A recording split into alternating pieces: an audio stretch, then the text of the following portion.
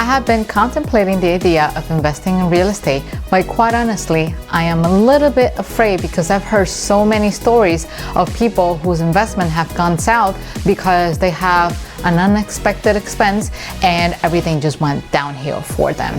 But I am willing to give it a try. But in order to do that, I need to truly understand what kind of expenses goes into an investment property.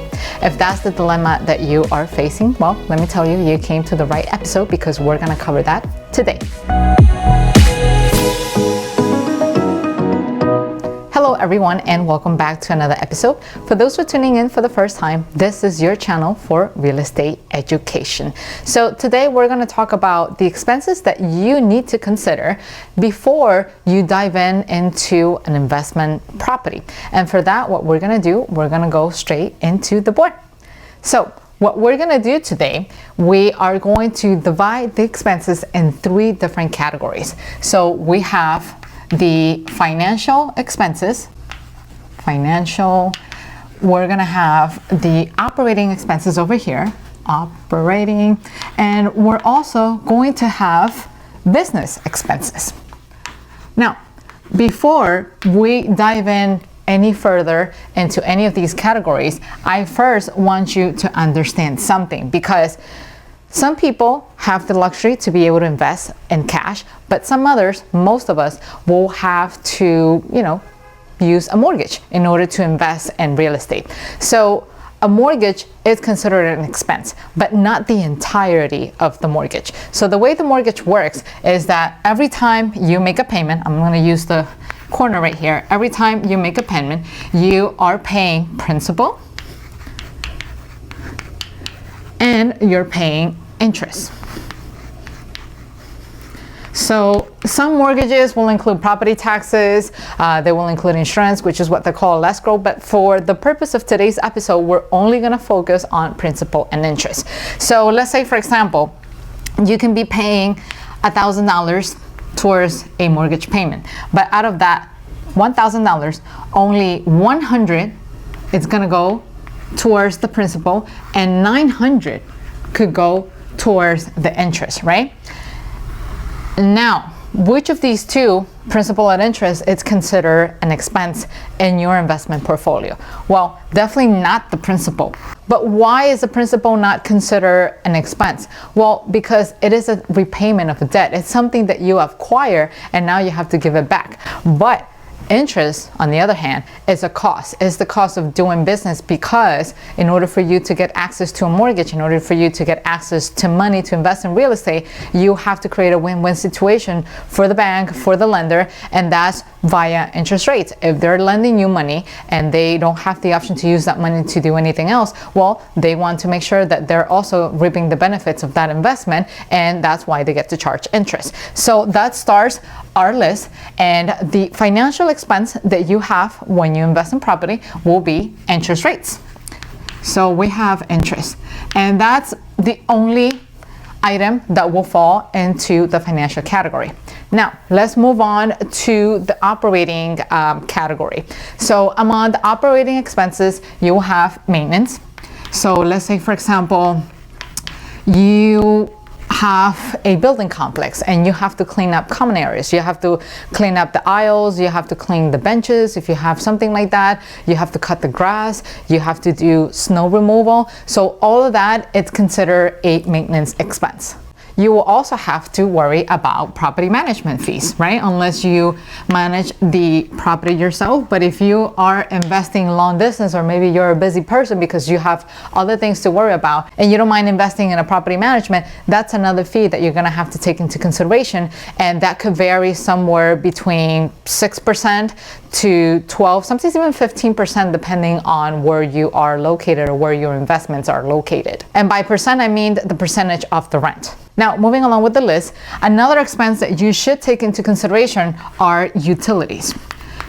Now, this is not standard across the board, so to speak. Some places do offer to cover utilities because maybe you don't have enough of a meter, and that's are actually included in the rental. For example, if you have an Airbnb, that's one of those rental business models that you cannot afford to just simply charge the guest, in this case, not the tenant, but the guest, for every single thing. So that's something that you have to incorporate. So examples of utilities could include water, could include electricity, could include cable. And again, that will vary depending on the type of investment property that you have. If you have something that is considered long-term, chances are you might not include the electricity, but you could include water or natural gas, because if you live in a cold state, chances are you will need heat, right? But if you have, once again, a model like Airbnb, you will most likely have to include all utilities in the package when you charge, because hey, that's just how the way those businesses run.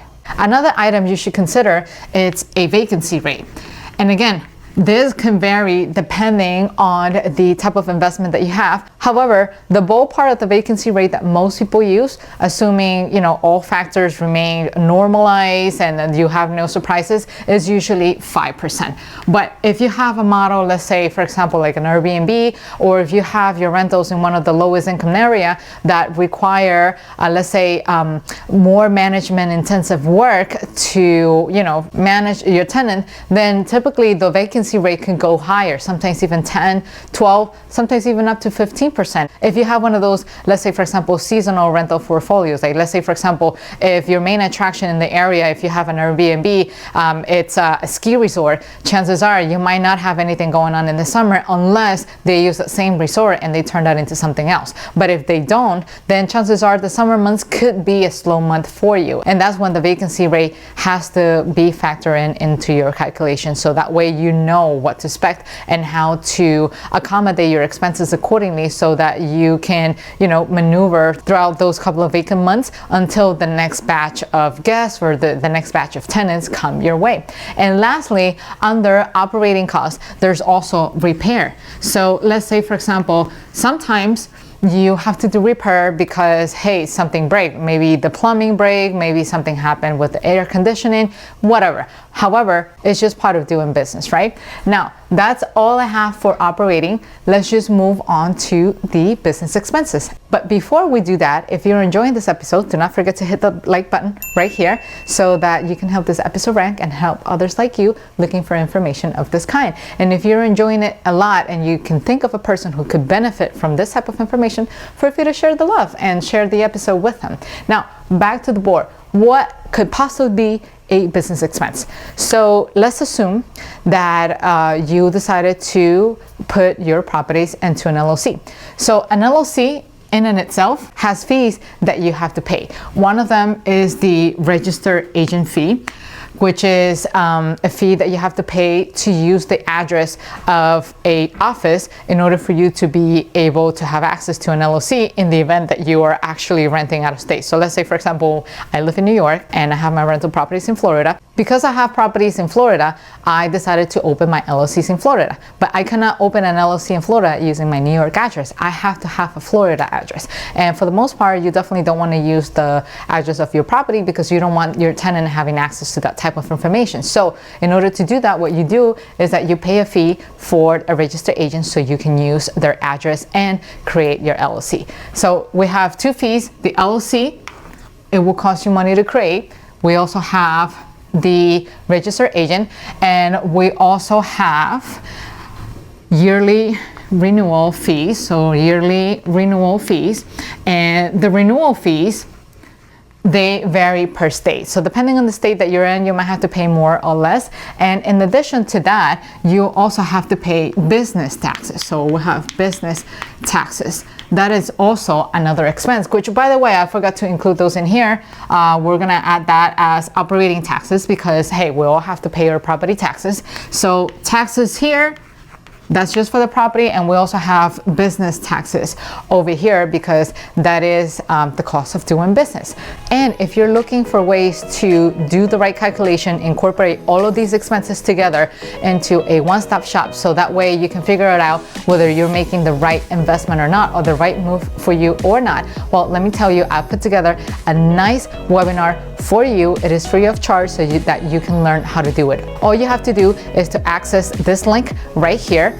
pick a time that actually works for you and just show up to the class, the webinar, with a working pen and pencil and notebooks so that you can actually take notes and block at least 2 hours from your time, because you're gonna learn a lot and there's definitely gonna be a ton of information so you can incorporate everything that you learned in this episode into this one. So once again, here's the link for you to sign up for the webinar, or you can click on the link right here. I will see you guys in the webinar, and until then, take care. Bye-bye.